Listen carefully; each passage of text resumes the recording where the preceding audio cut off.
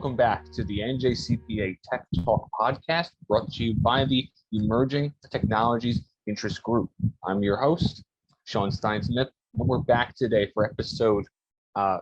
Right, 1, 2, 3, 4, 9. Right, so we're back today for episode 9 on an area and a topic that really I am very interested in. All of us really are going to be more and more involved in going forward, and an area that is honestly going to impact every aspect of business, accounting, and all the rest. So all of that said, let's get underway.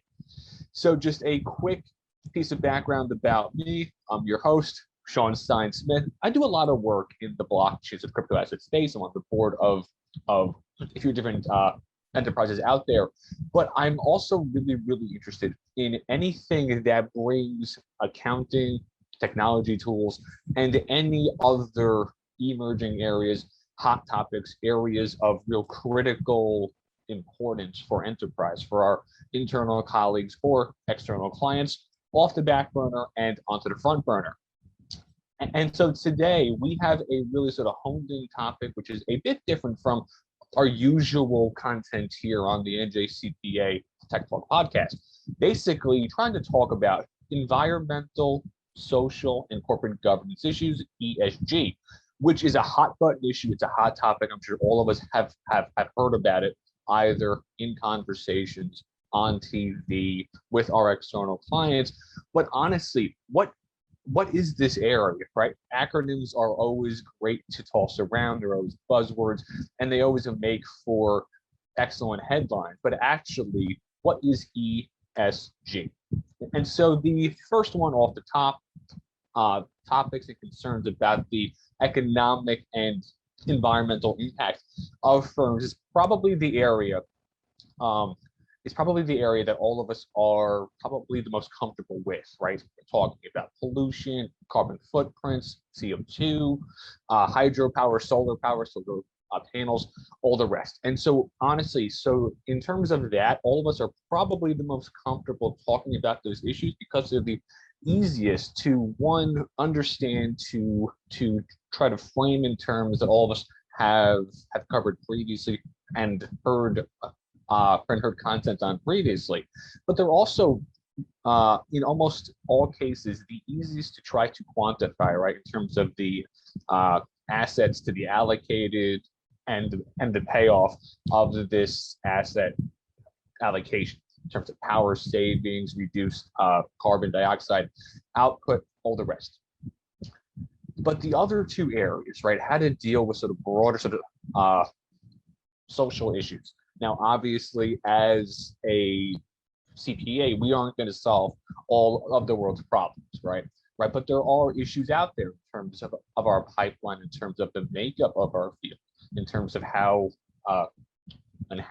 diverse, how inclusive we are, right? Both as individuals, our firms, and our industry at large, are issues that are directly impacting all of us on an individual firm basis, but are also definitely impacting our external clients. And so it's really critical, I think, to be able to have conversations in this area, and having conversations on this topic is not always easy, but it's even more important to have them because it is not easy. But how do we quantify that?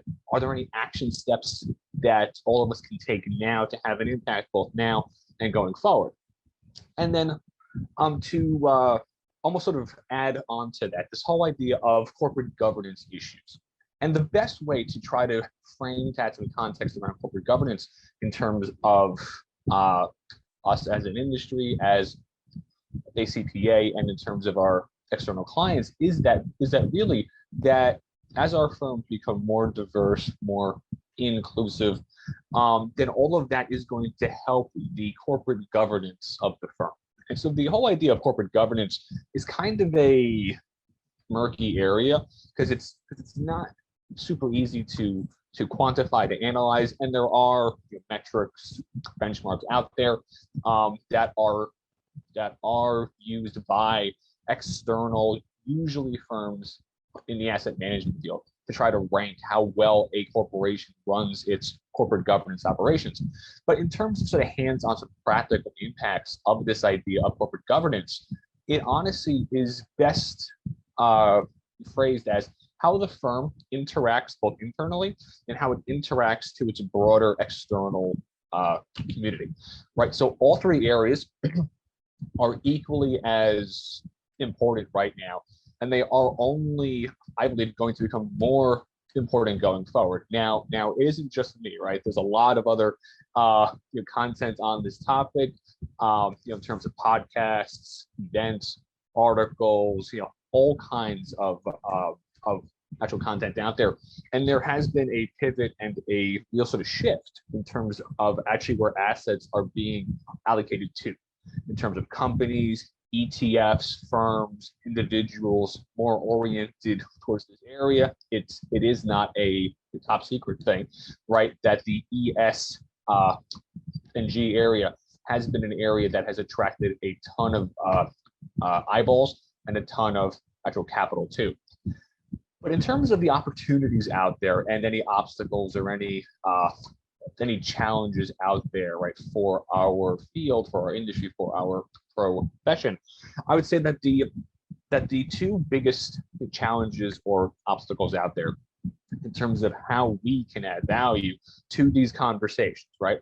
Because we aren't going to be experts in everything linked to environmental, social, or corporate governance issues, but our expertise really at analyzing data, drawing insights out of that data, and then having the capacity to translate both that data and those insights into actionable business ideas really do, I think, sort of, really come to the forefront here, right? Because I believe everyone knows that all of these issues are important, but it can be awfully tough to actually try to figure out where to start, because it can be tough to quantify the impact of these issues on any size firm, small, medium, large. And it's important to, I think, sort of keep in mind, right, that in terms of the actual challenges out there, that probably the top challenge is that it can be tough to quantify this, one, and it can be tough to quantify this on a consistent basis, on a comparable basis, because there are no authoritative accounting standards yet on these topics. Now, the AICPA has some great content out there. The SASB and the IIRC also have some great content out there in terms of frameworks, policy tools, all the rest. But the overall the challenge I trying to quantify the data that by its nature is not always going to be quantitative, and then two, trying to do so on a consistent and a comparable basis in the face of not having any authoritative guidance out there are two of the biggest obstacles out there. But in terms of the opportunities, as outlined earlier, there has been a real pivot and shift, right, towards people and actual dollars and funds that are increasingly allocated towards this whole area, right? And so obviously there is going to be an uptick in interest and an uptick in funds to do projects in this space. But also, right, there is sort of one other aspect of this, right, that I think is kind of overlooked.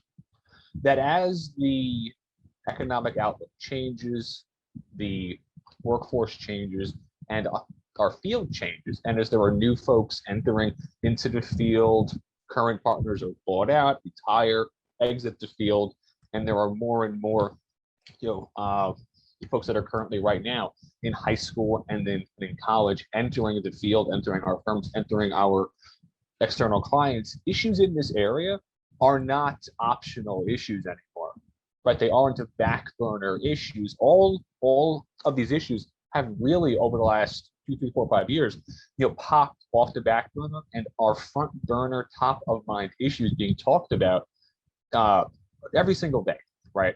Even if they aren't being talked about in our individual firms or at our individual clients right now, they are definitely being talked about out there overall And it's only a matter of time until all of that conversation and interest and asset allocation really has a direct impact on how our firms have to operate, in terms of how our firm has to actually function and the projects that our firm undertakes, but also in terms of actually what the expectations are of us from our external clients, right? So as any field changes, as any large tools, technologies, trends have an impact on the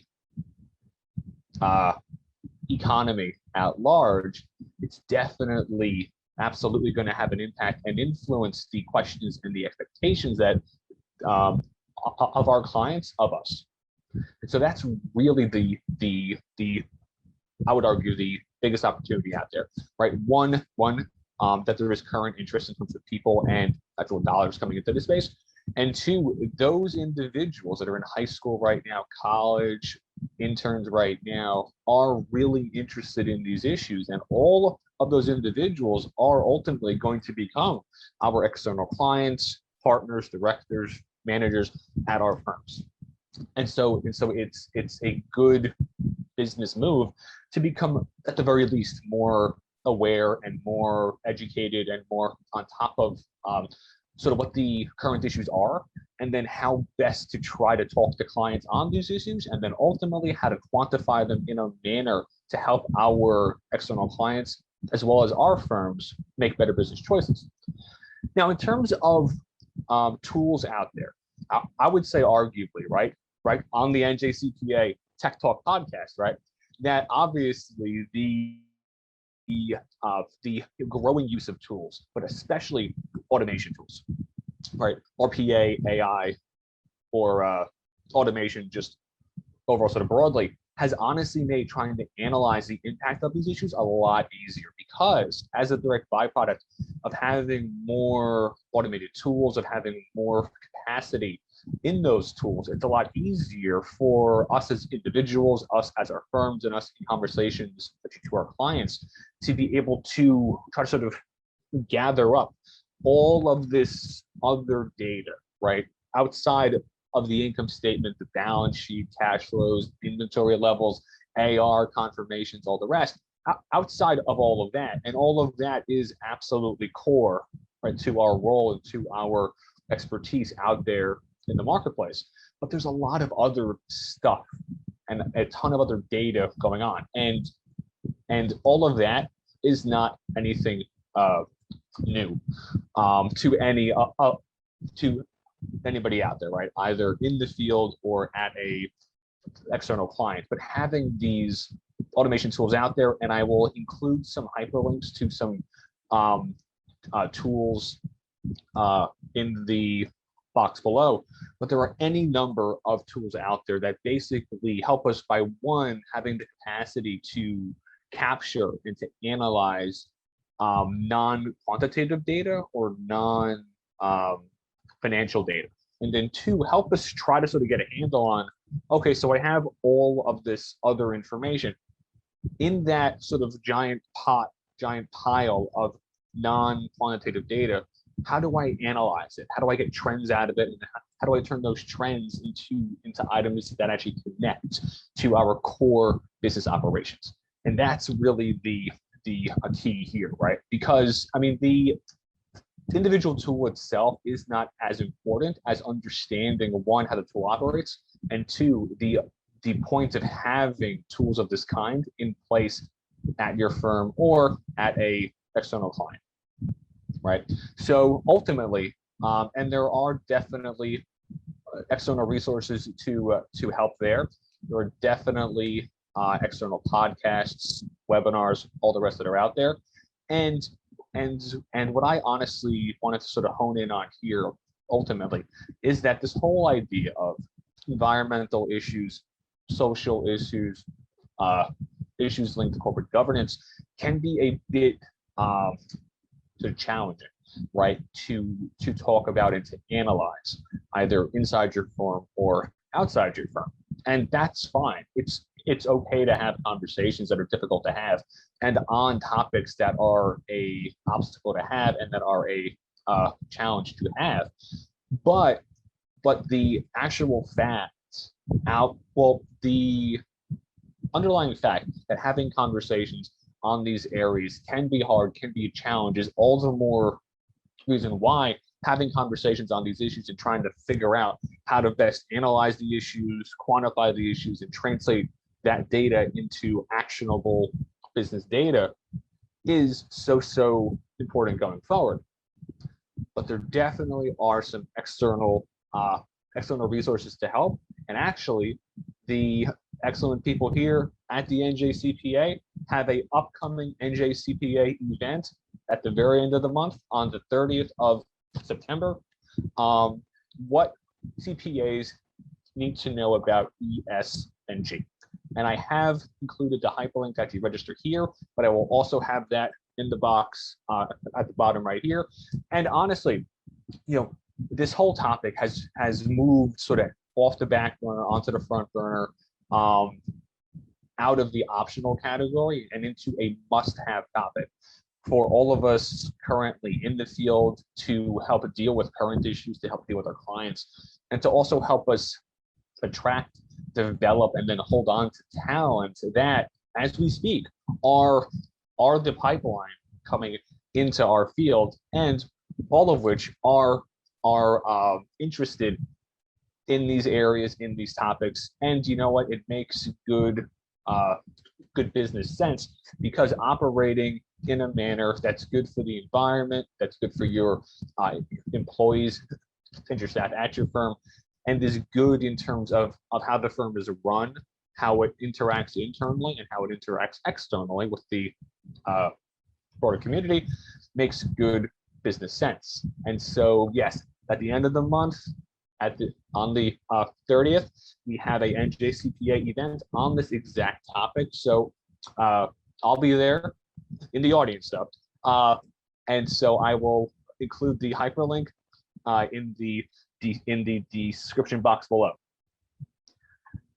And so the NJCPA Tech Talk podcast is available in every podcast app or online at YouTube, youtube.com/NJCPA. We're also on our site, njcpa.org/tech-talk. And if you are a NJCPA member, hopefully all of you are, and if you aren't, absolutely become one. You should definitely be sure to sign up for the Emerging Technologies Interest Group at njcpa.org/groups. Have an awesome day. See you next time.